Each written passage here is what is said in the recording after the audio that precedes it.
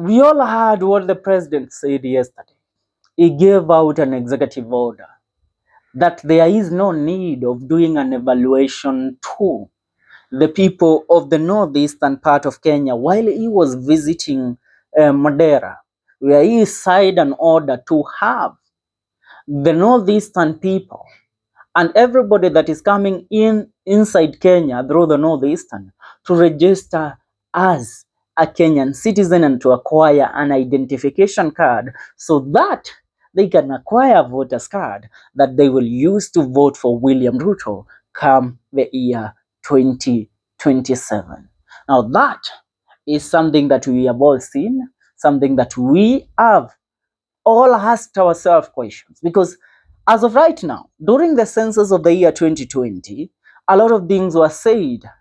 A lot of things were, a lot has been going on as people like Ahmed Nasri Abdullahi have been trying to sell a narrative that President Uhuru Muigai Kenyatta refused to do the census correctly of the people of the northeastern part of Kenya, and they were cut in half. Right now, as Ruto is in the northeastern part of Kenya, we are being told that the census that is being done there, that the numbers are going to be triple. If there were 1 million people in the northeastern part of Kenya, now they will be about 3 million. And these 3 million are going to be given identification card. Hakuna kufanyiwa vetting. That is one thing that they are doing right now. There is no vetting. And that is why I have seen one member of parliament of Mumias East, that is Peter Salasya, saying that he is going to file a motion in parliament to stop President William Ruto executive order of not evaluating the people before they are given ID cards in the northeastern part of Kenya.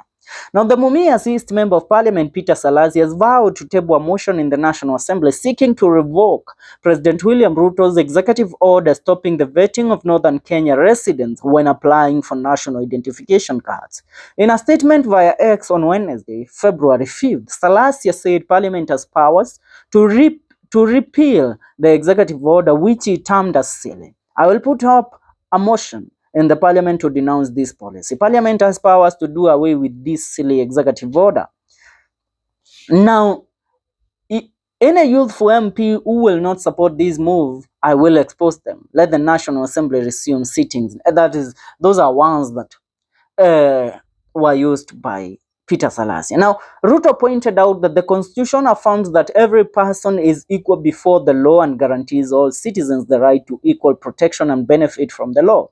And he said, I have today said that the vetting is over. There will be no more oppression of others. This discrimination has lasted for 60 years and we are ending it. Let me tell you, Ruto, this guy is a master player and a master planner when it comes to politics. And what he is playing at in the northeastern part of Kenya, he is trying to consolidate a new base that will replace the Mount Kenya region. And this is something that they are doing with Cabinet Secretary of Environment, Aden Duale. Duale has been accused of several things in the government of Uhuru Kenyatta and these of William Ruto. But one thing they want to register Somalis, live about the Somalis that we have, the Boranas that we have in our country, who have been born and raised in this country. Those people became Kenyan citizens by birth or even living in the country for the last 7 years. Because the Constitution tells you that for you to become a Kenyan citizen, you have to be a citizen by birth, or have stayed in the country for over 7 years, or you are married to a Kenyan citizen. That gives you the citizenship of this country. But people migrate out of Somalia every day, moving to Kenya, seeking greener pastures. And I compare Kenya to United States and Mexico, because people from Mexico are moving into the United States every day, and that is why Trump has been deporting illegal immigrants from the United States, because he wants to protect the United States. But President William Ruto, because he has ambitions for his next term as the President of the Republic of Kenya, and he wants these people to register as voters so that they will vote for him, because he knows he has lost the race, now he wants to register illegal immigrants as citizens of the Republic of Kenya. When you look at these, you understand the point of where Ruto is coming from. But one thing that Ruto will do if no vetting is done while these people are being given identification card is that this country security will be put in jeopardy. The security of the people of this republic will be put in jeopardy.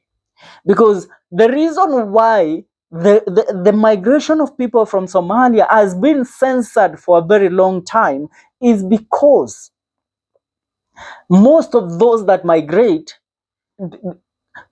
terrorists use the route to migrate into Kenya. The AS militants use the routes to migrate into Kenya because they have something that they are doing against the Republic of Kenya. So they migrate into the country and try to attack the Republic. Remember, during the Uhuru Kenyatta time and Mwai Kibaki's time. And that is why the National Intelligence Service was given a humongous budget so that it will recruit agents all over the country to stop any terror attacks from happening in the country. Remember the Dusit attack. Remember the attacks in Lamu. Remember the Westgate Mall attack. Now, those are things that have not happened in the country for a very long time, for the last 10 years or so.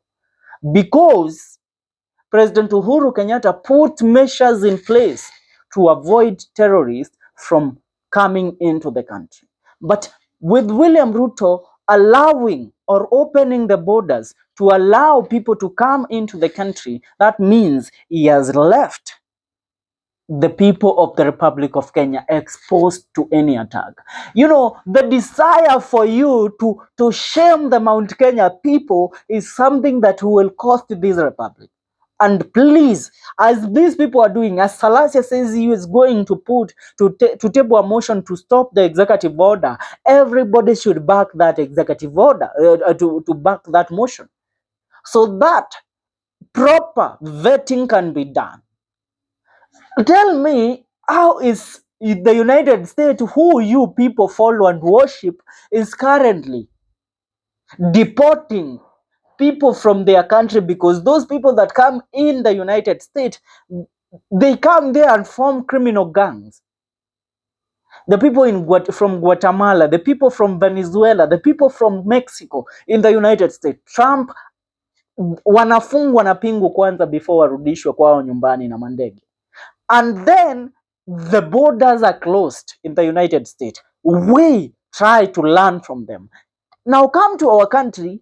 We know that our neighboring country has militants that have always been attacking the people of this country. Recently, you all heard the narrative of the 5 chiefs that were abducted in Mandera 2 days before President William Ruto's visit. And Ruto tells us that now it's about time we open the borders. Bona, I don't know who are the security advisors who advise Ruto. Some things you might do them because you want to win an election, but you might do those things that will cost you more even than an election. Because, you know, this country, Ruto went ahead even to waive the visas and said that, some certain countries can just come to Kenya without visas. Then they come here, ndio unasikia sijui some certain rituals are being done, sijui drugs are being sold in where and where. The rise in crime rate in Kenya is skyrocketing. But you know what? Ruto and Duale wako na mpango. Mpango ni ya kufanya nini? Ya kuregister over 3 million people as Kenyan citizens to vote for Ruto in 2027, and these people will come from the northeastern part of Kenya. You have seen the narrative that imekuwa ikiuzwa na people like Hakina Itumbi. You know, I was very mad yesterday when I did that video, if you saw it.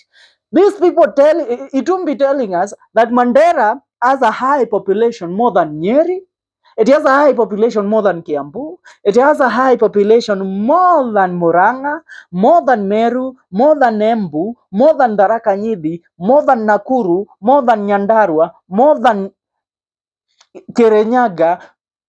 I was so mad because I looked at these dynamics.